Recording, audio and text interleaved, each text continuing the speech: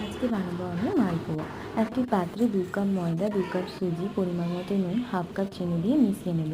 এরপর 3 কাপ দুধ দিয়ে আমি অল্প অল্প করে একটি স্মুথ ব্যাটার বানিয়ে নেব।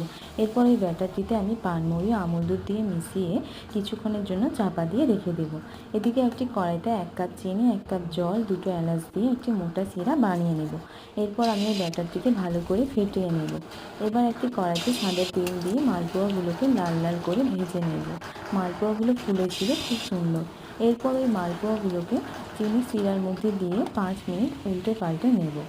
এরপর মালপোয়াগুলো একটি ছাঁকনির সাহায্যে ছেঁকে নেব, যাতে ওই এক্সট্রা রস বা চিনির শিরাটা ঝরে পড়ে যায়। মালপোয়াগুলো আমার পুরো রেডি হয়ে গেছে। মালপোয়াগুলোকে এবার আমি একটি প্লেটে সাজিয়ে নেব। মালপোয়াগুলো দেখতে যতটা সুন্দর হয়েছে, খেতে আরও বেশি সুন্দর হয়েছিল। আপনারাও চাইলে ট্রাই করে দেখতে পারেন, খুবই সুন্দর হয়।